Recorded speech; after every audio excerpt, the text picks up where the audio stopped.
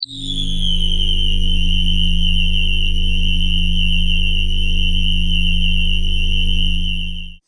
lidi. Jo, sorry, to je jiný kanál. Někteří z vás chtěli vědět, jak je to s dobíjením na cestách. Samozřejmě, že my jako takový majitelé elektrovozítek lehčího kalibru můžeme dobíjet v hospodě. Můžeme si tam vzít tu nabíječku a můžeme si tam dobít. Jenomže to platí, pokud chcete jezdit tak do Klecánek a zpátky a případně ke Keltovi. Okolo komína prostě. Ale když máte v Merku něco trošku náročnějšího a chcete jet třeba v noci, tak už to tak neplatí úplně, jo? Protože ne vždycky můžete v hospodě dobít, zvlášť teďka v koronadobě, kdy je polovina hospod zavřených. No a potřebujete si nějak poradit, i když nikde žádná hospoda není. Takže co potom? Jedna varianta je dát si za své vozidlo přívěsný vozík, že ano? Tam si můžete něco naložit. No a pak si můžete dát do vozíku takovéhle zařízení a jezdit od benzínky k benzínce. Ale jestli nejste petrolsexuálové, tak si to musíte zařídit jinak. Abyste dlouho nečekali na pojezdech, potřebujete kvalitní dobíječku v prvé řadě, která je dostatečně rychlá na to, aby tu baterii dobila v nějakém rozumném čase. Toto je nabíječka, která při napětí 101 V dává proud 9 A, takže vám Monstra 1845 Wh dobije za 2 hodiny. Na boku má přepínač proudu, to znamená, že si můžete volit mezi 5, 7 a 9 A. Na druhé straně potom je volič míry dobití, takže můžete volit méně než 100%, což je výhodné zejména na kopci, abyste nechali v baterii prostor pro rekuperaci a jednokolka se nevypla a nerozbili jste si ústa. Zaklínači nabíjení na 80 či 90% se ohánějí tím, že tímto zvýšíte počet cyklů baterie a prodloužíte její životnost. No, je to trošku problematické, protože za A, když nebudete dobíjet do 100%, tak nebudete balancovat články, nevyrovnají se mezi nimi napětí a ta baterie půjde taky do kopru. Navíc líbí se mi názor jednoho člověka, který tvrdí, že takto de facto tito lidé nikdy nebudou konfrontováni s kapacitou 100% své baterie, protože celý život pojedou na 80%. A tudíž nás nemusí trápit to, že na těch 80% klesne baterie po x počtech cyklů, protože oni de facto takto budou fungovat celý život, když to my až za několik let. Na základě zkušeností, které s firmou EZ Power, což je většinový dodavatel nabíječek, mám, tak doporučuji postup, že nejprve zapnout do zásuvky a teprve potom do kolky, jinak můžete o tu nabíječku přijít. Větší jednokolky typu Sharman a Monster Pro, které mají baterii okolo 3000 Wh a více, můžete dobíjet i 15 A.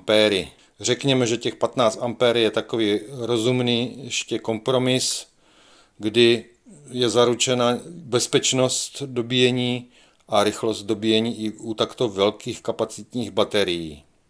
Tyto velké kolky už mají většinou 2 dobíjecí porty, takže je možné dobíjet 2 nabíječkami zároveň, aby došlo ke snížení dobíjejícího času. Samozřejmě, že takovéhle proudy vám výrobci nepotvrdí, oni jsou rádi, když nabíjíte menším proudem, takže můžeme vycházet jenom z odhadu a z měření a z toho, co víme třeba o konektorech, to znamená, že třeba GX konektory mají na pin povolený proud 5 A, ale oni ty piny duplikují v nejnovějších modelech, třeba Godfrey. To znamená, že vlastně takový konektor už potom umožní 10 A dobíjení a když jsou tam 2 ty porty, tak teoreticky možnost je až 20 A, ale to, co vlastně pustí BMS, která má třeba i pojistku nějakou, to je druhá otázka, musíte si to vyzkoušet. Nepotvrdí vám to nikdo, musíte to vyzkoušet sami a riziko je samozřejmě na vaší straně. Chcete-li mít jistotu, že rychlost dobíjení neohrozí vaši jednokolku, můžete si změřit průběh nabíjení i termokamerou, jako jsem to udělal já. Zjistil jsem, že i při těchto vyšších proudech jsou články chladné natolik, aby nedocházelo k nějakým nebezpečným situacím. Byť je toto nabíjení relativně rychlé, tak stále ještě z hlediska šetrnosti k baterii se dá považovat za pomalé nabíjení. Musíte se odpíchnout od celkové kapacity baterie a potom víte, co si můžete dovolit. Existuje na to vzoreček, kterým se počítá míra šetrnosti k baterii. A stránky, jako vidíte zrovna na obrazovce, které to spočítají za vás. Z tohohle příkladu vidíte, že Monster 1845 Wh, který má 100V baterii a je dobíjen proudem 9 A, to znamená z nějaké rychlejší dobíječky, tak nutně nemusí být dobíjený nějakým zásadním proudem, který poškozuje jeho baterii. Naopak vidíte, že tady ten vzoreček vám vlastně říká, že ho dobíjíte pomalým nabíjením nějakým 0,5 C, což je nějaká hodnota, která dává poměr mezi kapacitou baterie a tím, jak ho budete dobíjet rychle. To znamená, že 0,5 C je považováno za pomalé dobíjení. Naproti tomu někdo, kdo dobíjí takovou tu základní jednokolku, kterou jsem měl i já, V3F InMotion, standardním chargerem 1,5 A, řeklo by se, že je to šetrné dobíjení. No jo, jenomže ta jednokolka má také malou baterii a ve skutečnosti je to mnohem méně šetrné dobíjení, než já tím rychlým chargerem dobíjím Monstra. Nezapomeňte si na cesty vzít s sebou takovýto násobič, zásuvek, který vám umožní nabít více jednokolek najednou, po případě více vašich zařízení. Některá obsahují i nabíjecí USB porty, abyste už nemuseli jednotlivé transformátorky tahat sebou. V České republice jsem vypozoroval 5 základních připojení. Prvním je připojení 220 V, ale nedá se tak úplně říct, že by to bylo připojení, které je úplně jednoznačné, protože může existovat klasická zásuvka, jak ji známe my, což je zásuvka francouzského typu, která k ochraně spotřebitele používá ochranný kolík. A potom existuje podobná zásuvka, ale která k ochraně spotřebitele používá vlastně pásky po stranách, a to je německý typ Schuko. Naštěstí většina přípojek, které se už z přístrojí dodávají, je kompatibilní s oběma systémy. To znamená jak se zásuvkou, kterou známe my, to znamená toho francouzského typu s kolíkem, tak i s tím německým systémem Schuko, která používá tu planžetu na okraji, abyste měli zaručeno, že to strčíte i do obvyklých zásuvek, které jsou v hospodě, i redukce, o které si povíme dále. Druhým systémem, se kterým se můžete setkat, je 220 V, ovšem jiná zásuvka, takzvaná CEE zásuvka, která se dělá do rozvodnic v případě kempu. To znamená, že když máte kempovací vozidlo, tak přijedete, píchnete se takovouhle zástrčkou vlastně do této CEE zásuvky a můžete provozovat elektřinu i ve vašem kemperu. To znamená, že pokud chceme být v takovémhle případě taky připraveni na možnost nabíjet z těchto zásuvek, potřebujeme redukci. Ty redukce se dost často dělají ve 2 různých provedeních. První je provedení, kde klasickou zástrčku propojíte se zásuvkou typu Schuko 220 V, o které už jsme si říkali, a propojí se to pomocí kabelu. To znamená, takovéhle redukce se prodávají. Mají své výhody, že můžou být nějakým způsobem flexibilní a případně ještě prodlouží to propojení, takže jistou výhodu mají. Na druhou stranu, když chcete to vozit sebou, tak už ten kabel taky něco váží a ty 2 samostatné koncovky taky jsou trošičku těžší. Proto se dělají i formáty tohoto typu, kde ten kabel odpadá a rovnou se jedná o kombinovanou redukci. Na jedné straně je CEE zástrčka, na druhé straně je zmíněná Schuko zástrčka. Takže tohle je vlastně druhý systém, se kterým se můžete setkat v kempech. V každé druhé garáži potkáme takovouhle zásuvku na 400 V. Je také připevněna na plno rozvodnicích, na stavbách a podobně. Takže kdo by ji neznal, je to zástrčka a podle velikosti se liší. Tato vidíte, že je trošičku menší, takže je na 16 A. Tyto třífázové zástrčky se používají a tento 400 V systém u různých motorů a podobně. Abychom se připojili na tento 400 V 16 A třífázový systém, potřebujeme menší třífázovou zástrčku a na druhé straně redukce je to opět stará známá Schuko zásuvka. Opět tato redukce existuje i ve formě kompaktnější, vhodnější do batohu, Schuko zásuvka a zástrčka 16 A 400 V.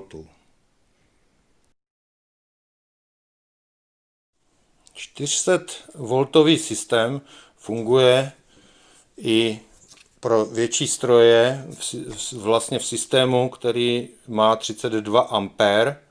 To znamená, můžeme se potkat i s masivnějšími zástrčkami 400V systému.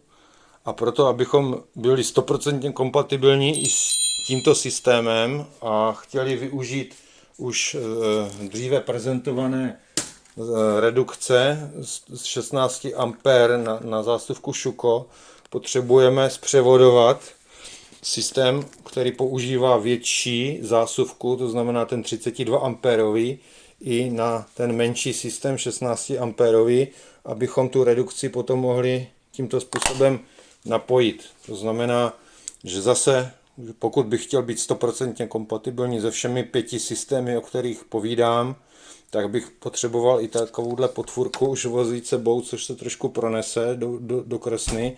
Dá se to, ale opět by bylo lepší, kdyby tato redukce fungovala i v nějakém kompaktnějším provedení. Tady něco podobného mám, ale bohužel nesetkal jsem se zatím s tímto kompaktním provedením i v opačném směru, který bych potřeboval. Tady to je opačný směr. Zástrčka je 16 A a 32 A je zásuvka. No a last but not least je pátý systém, to znamená ten, který nás v tuto chvíli bude zajímat nejvíc. To je systém, který opět má Schuko zásuvku na jednom konci a na druhém konci má tady tento krásný kus materiálu, který vypadá jak plnící hrdlo benzínové nádrže a nebudete daleko od pravdy. Připojíme se pomocí něho na stojany, které nabíjejí elektromobily.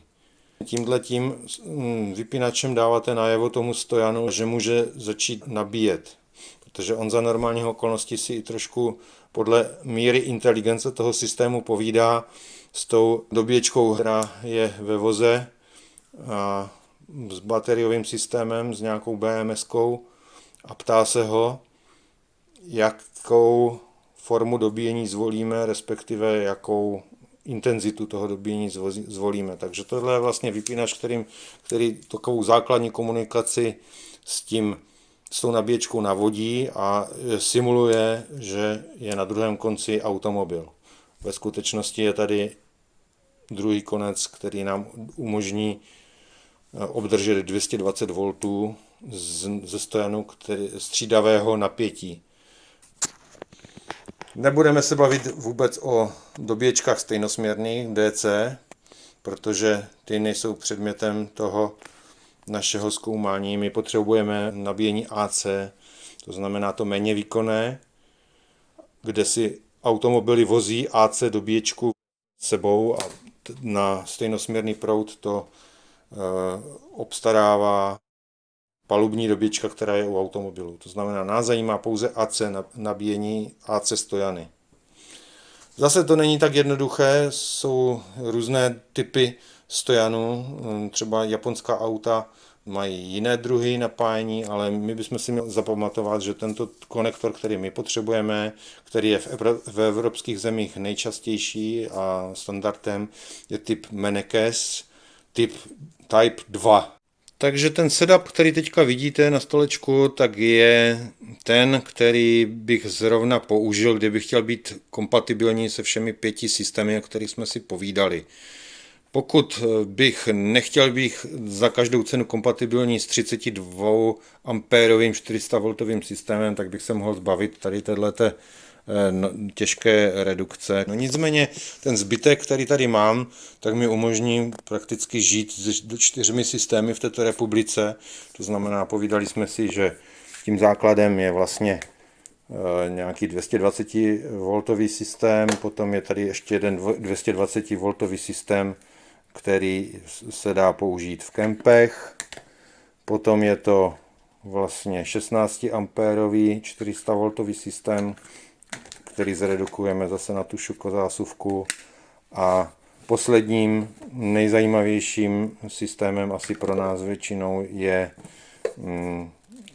systém Type 2 Mennekes, který použijeme na AC dobíječkách v automobilových stojanech. Na stránkách Cyklisté vítání jsou uvedeny hospody a hotely, kde můžete dobít své elektrokolo, to znamená v případě jednokolek je to také možné. Nespolehal bych se na tady tyhle místa úplně 100%, zejména ne v noci. Ne všechny ty místa asi budou přístupné 24 hodin denně. Existují univerzální portály, na kterých se dají najít dobíjecí místa od různých operátorů, například EV Mapa. Každý operátor má na webu podmínky, za kterých tyto služby poskytuje, včetně ceníku, potom tam má mapu dobíjecích stanic a většina z nich má i odkaz na mobilní aplikaci do telefonu. ČEZ má mapu nabíjecích stanic na stránkách elektromobilita.cz a jejich aplikaci do telefonu můžete stáhnout pod názvem Future Go. Stojany mívají někdy uzamykací systém na dobíjecí zásuvku. V takovém případě potom někdy můžete narazit na to, že musíte volat operátora, když se vám nepodaří vlastně při skončení dobíjení ty dvířka otevřít. To se někdy děje, když třeba zamrzne apka a podobně, takže v takovém případě třeba volat na linku. I v rámci jednoho operátora se můžete setkat s tím, že ty stojany nemají stejné provedení. Mě například u ČEZu zaskočilo to, že u některých typů stojanů jsou ty dvířka provedená tak nešťastně, že vám klapou na ten vypínač, který máme na redukci, a proto jsem si třeba u elektrárny Mělník musel vypomoci, jak vidíte na obrázku, klacíkem. Další operátor elektromobility E.ON má stránky eon.cz. Mapu nabíjecích míst najdete na kdenabíjet.cz a potom můžete stáhnout do mobilního zařízení aplikaci e.on Drive. Pokud se rozhodnete nabíjet na nabíjecích stanicích od E.ONu, musíte vědět, že ten typ 2, který oni inzerují, nemusí být tak úplně typ 2, který vy potřebujete, jo? Protože oni si hrajou na nějakou samici samce a tady u stanic, které mají 43 kW uvedeno v charakteristikách, tak se doberete tady tohoto konektoru, který je vám k prdu s typickou redukci, kterou mám, protože oni si hrajou na to, že vlastně tuto koncovku rovnou strčí do auta a nabídnou tím jakoby ještě větší výkon tomu automobilu že zpřístupní, jo, ale zase je fakt, že na rozdíl od těch ostatních operátorů prostě ten standard je trošičku jiný, jako než vy potřebujete. Dalo by se to snad prý řešit, že upilujete nějak tu redukci, ale do toho bych se nějak dvakrát nepouštěl. A u EONu si asi prostě nabijete jenom tam, kde mají uvedeno v těch charakteristikách 11 kW a 22 kW, ale nikoli 43 kW. Tady teď jsem před Globusem v Ledňanech a je tady 1-2 stanice v Praze, které umožňují někde na Lehovci, myslím, před Penny Marketem je jedna stanice 22 kW, druhá je někde v nějakém hotelu, ale jinak vesměs používají tady ten standard, no, jako, takže pozor na EON. Tak tady úplně už jsme uspěli, protože tady je jiný typ dobíjecí stanice a vlastně všechno už je jak má být. Redukce do zásuvky se dá zastrčit, no, nabíjení probíhá. Pražská energetika nemá svoji vlastní aplikaci, ale má na webových stránkách také mapu premobilita.cz. Stanice má vždycky takové nějaké 2 postupy, jeden je pro registrované zákazníky, druhý je pro neregistrované zákazníky, takže ti registrovaní mají co lepší ceny, ale je tam třeba si zažádat o nějaký čip. Pražská energetika umožňuje místo čipu použít lítačku, která se používá na městskou hromadnou dopravu v Praze a okolí. Pro její registraci musíte navštívit místo pro komunikaci se zákazníkem, to znamená osobně se dostavit na takovou pobočku. Zvýhodnění registrovaných zákazníků vůči neregistrovaným zákazníkům je důležité hlavně u mobility typu automobilu. U naší drobné elektromobility tam ten rozdíl není tak velký v tom, co zaplatíte. Výjimkou je operátor Pražská energetika, který má to zvýhodnění těch registrovaných uživatelů nastaveno tím způsobem, že se neplatí za kilowatthodinu, ale za hodinu dobíjení. To znamená, že Pražská energetika, tam se zrovna nevyplatí být neregistrovaný zákazník, protože za hodinu dobíjení si účtou nějakých 60 korun. A to je trošičku hodně za kilowatthodinu nebo za 2, které my jsme schopni dobít na to jedno kolce. Takže u Pražské energetiky doporučuji být registrovaný. Jinak ten rozdíl je tak plus minus 8 korun vůči 3 korunám pro registrovaného zákazníka. U Pražské energetiky tam je strašný rozdíl, protože je to 60 korun vůči 3 korunám za kilowatthodinu. Registrovaní zákazníci platí jednou měsíčně s trhnutím z účtu, neregistrovaní s trhnutím z platební karty. Síť stanic Olive Energy, která se stále rozrůstá, ale zatím je pořád menšinový operátor, nemohu s klidným svědomím doporučit, protože sám jsem už zůstal ve 3 hodiny ráno na jednom výletě stát, díky tomu, že jsem nedobil na této stanici. Jeden problém je, že je tam taky trošičku disproporce vlastně zásuvka a zástrčka, jako je to u EONu, jak jsem zmiňoval už ten problém u EONu, ale tady je to možná ještě povýšeno jedním problémem dalším, protože ten vypínač, který je na redukci, tak ta elektronika zřejmě je dostatečná u kteréhokoliv jiného operátora, ale u Olive se zdá, že pokročili ještě v té inteligenci o něco dál a že by vlastně za tím vypínačem, který na té redukci je, měl stát ještě nějaká sofistikovanější elektronika, aby byla kompatibilní s nějakou inteligencí, která je prý vyžadována nějakým standardem, jak jsem se dozvěděl z linky. Takže ten problém je tam vlastně možná i dvojnásobný.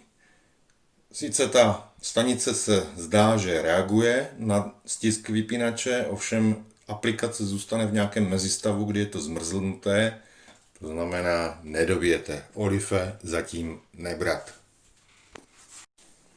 Tak to by bylo k dobíjení všechno. Snažil jsem se své zkušenosti tady do toho videa předat. Kdybyste měli ještě nějaký jiný dotaz, tak se nestyďte a dejte to do komentáře, já se pokusím odpovědět. Mějte se, ahoj.